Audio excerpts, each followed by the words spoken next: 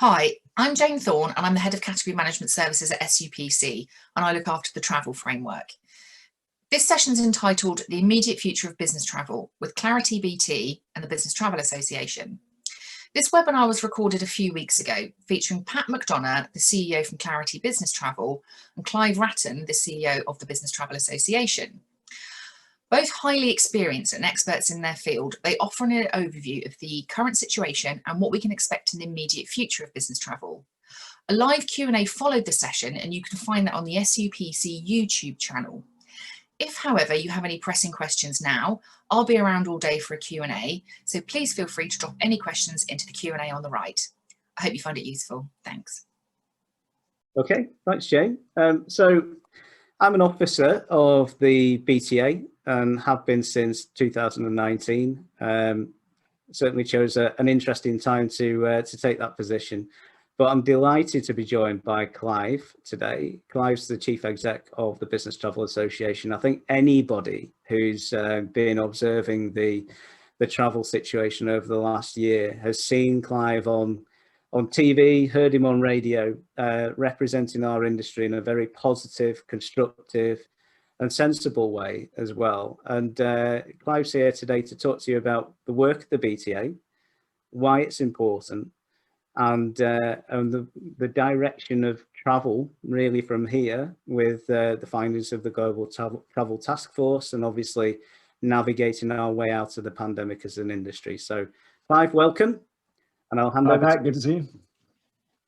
Well, good morning, everybody. Really delighted to be here and great to hear Pat talk through all around the kind of role of the TMC moving forward. And it's my role today just to kind of give you a little bit of a background on what the Business Travel Association is about and what we're doing for the industry. So apologies for the very busy slide that you see before you, but it's the best way of kind of really just flying through what we do. So I've been CEO at the Business Travel Association since September 19, so just before this whole pandemic issue started. Prior to that, I did run a travel management company, and prior to that, I spent many years in commercial aviation, running airlines in the UK from a commercial and airport operation side of things. So what is the Business Travel Association for those that don't know? It is, of course, what it says on the tin. It represents the interests of the travel management industry. We have 71 travel management companies that form the association, and alongside that 47 industry partners, which include everything from the likes of British Airways through to hotel chains such as IHG, all the major train operating companies, car hire companies, the technology companies, financial payment companies, and right the way down into travel law and other areas that work alongside us. Also, over the last 2 years, we've introduced 14 corporate buyers into our community who we constantly refer to as our advisory board, who help us with issues for the corporate buyers and the strategy moving forward. The members in 2019 turned over 11 billion in a normal year. Sadly, the last 2 years has been somewhat different to that, as you all know. And of that 11 billion, 9 billion of that was international air, just to kind of, again, give you the importance of aviation in the business travel world. So what do? I've covered off that is to protect and promote the interests of the travel management community within government, and really highlighting what business travel is all about to the general public, because there are a number of misconceptions that business travel is all about people in suits going to do multi-million-pound deals and traveling in business and first class and enjoying long lunches on expenses, which you, particularly in this sector, know it clearly isn't. We also really, part of my role and the team at the BTA is to get the industry talking, working together and creating innovation, and really remembering the focus is on you as a travel buyer and your travelers. That's what we're here to do, and that's what the BTA does on a day-to-day basis. And the final point is really on a really broad scale is promoting the economic benefits of business travel. And why do we do that? Because many of the reasons put out there that travel is not necessary, particularly in these times, and we have to point out that not all business travel is around frivolous things. It is really important not only for this economy but for the global economy, and equally for it supports thousands and thousands of jobs in this industry and in the wider base as well. So what are we doing currently? Just to whip on to this, it refers back to the objectives really. One of the things that we really been running right since the beginning of this campaign is to get government to understand that business travel is wide and broad and has many different reasons for traveling. So we're doing a campaign currently now which has a number of travellers, of which Jane did a fantastic part within it as well. So thank you, Jane, for doing that, talking about why business travel is so important to such a wide number of sectors. And we've shared that within government, and it's been a social media campaign around highlighting to the public why people still need to get back to travelling for business travel, and saying that needs to be talked about and how important it is. And the second campaign we're running is called the Business Travel Pound, which is really aimed at the general public and trying to change their sentiment. Is saying that, you know, all of the things that you do in your day-to-day life that are impacted by the business travel pound, everything from the internet we're using today, to the electricity in your homes, to the food on your plate, and you know, when you're going out to the cinema, and of course through to industries such as financing, manufacturing and engineering. And again, part of the issue we get is there's a really strong sentiment right now within public view that all travel is bad and we should close the borders. And it's talked very much about people don't need to go on holiday. You've got friends and relatives abroad, well, you can wait a bit longer for that, and doesn't mention business travel. And if you do mention business travel as well, that's definitely not needed. And again, it's just part of our role as the association is just to say why business travel is important in a sympathetic way to understanding the current environment. Our current lobbying, I spend a lot of time talking to the government in various forms, whether it's through the civil service or direct to MPs and secretaries of state.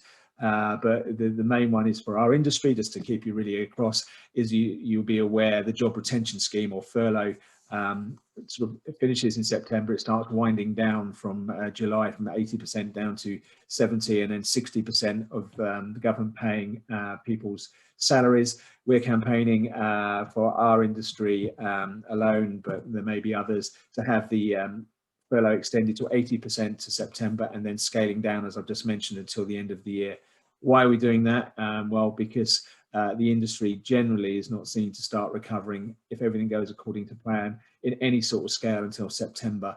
And that's a real issue for our members if we've got the whole summer and you're getting a significant part of the assistance that the government are giving the travel management industry winding down when our business hasn't started winding up. The other part of the area of that is that the travel management companies have not been able and not been given any access to any other government grants. The leisure travel industry has, TMCs are not seen in that one, so we continue to campaign to have some recognition of our members that they are within the same travel industry as the leisure industry in many ways, and should have access to those grants. And the big thing that we've really been focusing, and I'm kind of repeating myself slightly here, is that business travel to be recognised by the government as an independent sector within the industry. You will see clearly for public opinion reasons, holiday is what was always mentioned, and in more recent times visiting friends and relatives, but we are now seeing business travel being mentioned within people such as Grant Shapps and Robert Courts, who's the aviation minister, and I constantly badger them when they go out and don't mention it, and they always come back and say the government does recognise that business travel is a critical part of the travel industry, and in fact a separate part within it. So we've come a long way if I go back to this time last year. And interestingly, today is the first time a year ago that I appeared on Sky News, because I had it on my timeline. I'm very much talking about the same issue then as I am now, but the one change is that business travel is now being really recognised within government, and that's important for you and for us to make sure they understand, so we can get travel back moving again as quickly as possible. So that's what we're lobbying for right now from an industry perspective. But as I've said before, we really, as the brief of the Business Travel Association, as it says, is about the business travel ecosystem. So there's a number of areas that we're lobbying for. Some that Pam mentioned here is that we absolutely believe green countries should mean what they are, and that's green, and therefore by the criteria our own government set, which is around the prevalence of the virus, the hospital infrastructure, the medical infrastructure, and some other softer targets, they've chosen them to be green. Therefore, if you're vaccinated at the very least, you shouldn't have to go through any testing, and green should be green. And along with the rest of the travel industry, in fairness, we're all campaigning hard on government on that piece. Clearly, it is in our interest when we talk to our corporate customers, and I'm sure you will reflect this view, quarantine is probably the single biggest hurdle for business travel to get back moving again. So we are constantly badgering and lobbying the government for the removal of quarantine, at least on amber countries, to be replaced by robust PCR testing. We have asked for business travel exemptions from amber, so we can get business travel moving again. If I'm being honest, I think that's less likely because the government don't want to create a two-tier society where business travellers can move. But for the industry, we will keep pushing on to that until we get a widening of the quarantine exemptions. The other big one that was in the government's exemptions just before Christmas, when we went into this next lockdown, was that business travel under 3 days just required a pre-departure PCR test. That has been removed in the current report from the GTC, and we're constantly campaigning for that to move. 60% of business travel trips in 2019 were 3 days or less. So if you're going over there, the PCR test actually covers you for that amount of period according to government statistics. So why do you need any further tests is our angle on that one.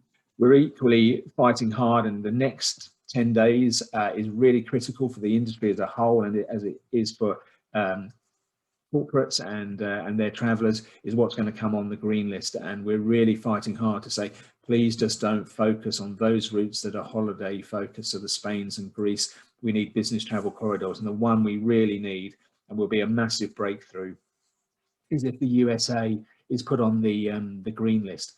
We understand from my conversation with government that that's looking fairly positive, but I don't think it would be from the 17th of May, in my opinion. My understanding is that the USA will appear on the green list from somewhere in June, probably mid-June is the opinions that I'm picking up, which is not too far away, and that will be positive. But of course, all of this is dependent on the receiving country wanting UK nationals arriving in their country. The US, for example, President Trump signed an executive order to ban travellers from the UK as some European countries too. And that hasn't been overturned as yet. So the first step we need is that executive order overturned by President Biden. And then we need to remove the UK from list 4 in the US, which is a similar thing to our traffic light list, which actually still prohibits UK travellers from arriving in the US. So there's hurdles this end, there's hurdles other end, and that is replicated in every country around the world.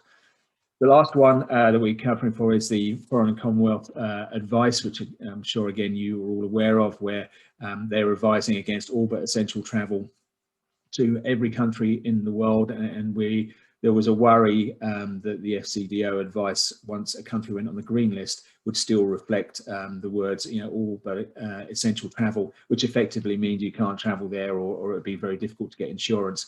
There was some chatter in the industry that was going to be an issue. Personally, I never thought it would be an issue. And in fact, with Pat, we talked to the FCDO office fairly regularly. And I think they realised the importance of having that travel advice matching the green list or the amber list advice coming forward. And in fact, just while I was listening to Pat, there is a report coming up that's just been released that's the view of the industry now. So it's changed. So fingers crossed, because we need that to absolutely match. So what is the next stage around restarting travel? What's really important to you? Guess why you're here listening about that is we're very much supporting the health passports for international travel. We don't have an opinion on it being used in the UK for domestic and hospitality and leisure. That's not our domain. But we believe that the future, at least in the midterm, is going to see people requiring some sort of documentation or app to prove that you have vaccinations or you've taken the test. And in fact, since I wrote this slide, you will have seen that the government have come out and said they're going to be using the NHS app for that, which is great and dandy, but we need to make sure that the arriving country accepts that app. And that's one of the issues we've now got to fight on. The government are trying to lead from an international basis, but we need consistency. We don't need you as travellers to need to fill in 7 different apps with your details if you're going on 7 different flights, for example. That just adding friction to the travel process, which is already quite frictionful, and we need to remove that. So very supportive of that. We've supported the IATA one for the very reason that it's being created by the association that looks after all the international airlines, and therefore adapted to be very easily worked for all airlines. But there are others out there. What we're stressing is please approve a minimal amount globally so it doesn't get hugely complicated. So we are supportive of the government traffic light framework. We're just looking forward to seeing more detail. I think where you can see it works with the terrible events that are going on in India is that should obviously go straight on the red list, but it shouldn't preclude people from traveling to other countries in the world where there are less of an issue. So I think, the principles for the traffic light system work, so long as you get enough notice if a country is moving from green to amber. And there's a long talked about watch list, which we haven't seen any detail on, but equally we need to see watch lists from amber to green and red to amber and amber back up to red. A lot of work to come out yet. We understand that the countries that are going to go on the green list will be released on the 7th of May.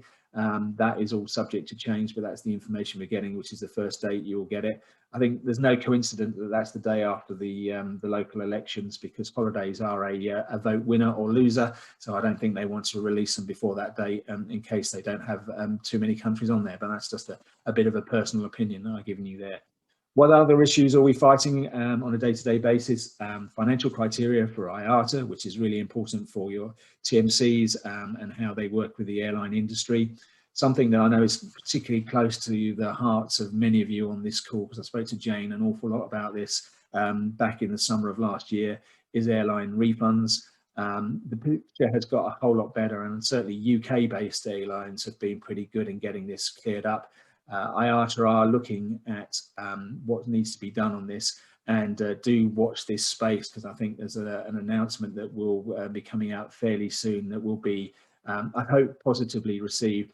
What IATA can't do is enforce airlines to actually take up this, but any criteria, but they are realizing that public sentiment and corporate sentiment is that refunds cannot ever get in a situation that they were before.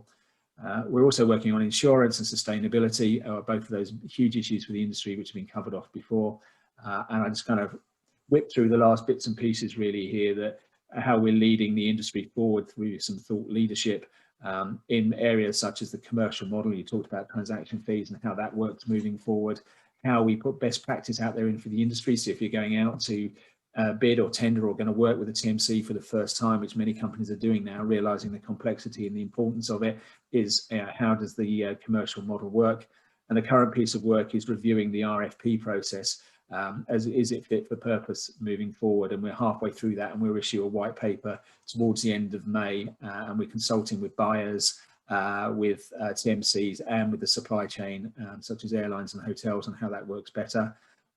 NDC, which is the new content distribution for airlines or modern day retailing. It's been going on for years. Pat is in fact much closer to this than I am in many ways, but what we're trying to refocus the industry on is that this should be now completely focused on what value it delivers to you as a customer, and the benefits around the right pricing and the right packages being delivered to you. Big area, again, talking to the rail industry. I talk to RDG, which is the sort of overarching body of the rail industry, on a really regular basis, about trying to heighten the awareness of business travel to the train operating companies and how important it is. And we're doing a lot of work with them and looking at the kind of fare reform and product for the future. So that's another area we get involved in. And just whipping up at the end here, just other industries. We're talking about customer experience. I think that's really important, involving the supply chain on what the customer experience will look like in this new world of travel when we actually get the starting gun to get back out there and really start traveling again. Big areas around diversity and inclusion. An area that we have concern for the industry we're working on is that we've had over 80%, or it still stands at 80% of the industry on furlough. So the staff have been out, many of them for over a year. We're beginning to prepare how we bring them back into the industry, so they've not only got the right training, they're up to date and all the really complex travel issues that are out there to help you and your travelers, but equally how they get back into company culture. And really being out of work for 14 months is quite a big leap to suddenly come back in. So we're trying to get that ready for when travel returns.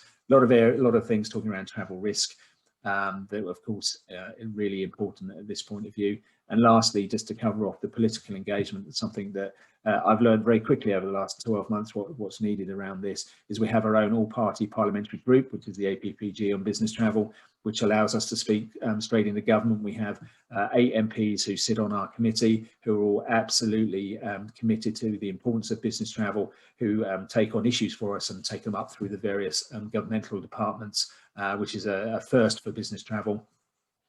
just this week, I've had, in the last 7 days, not in the last 4 days of this week, I've had 6 meetings with MPs, all of whom have contacted me to say, look, we need to understand, when is corporate business travel coming back? What do you need from us? And that is from the Labour Party, SNP, DUP, and of course Conservatives and Labour that I talk to on a regular basis.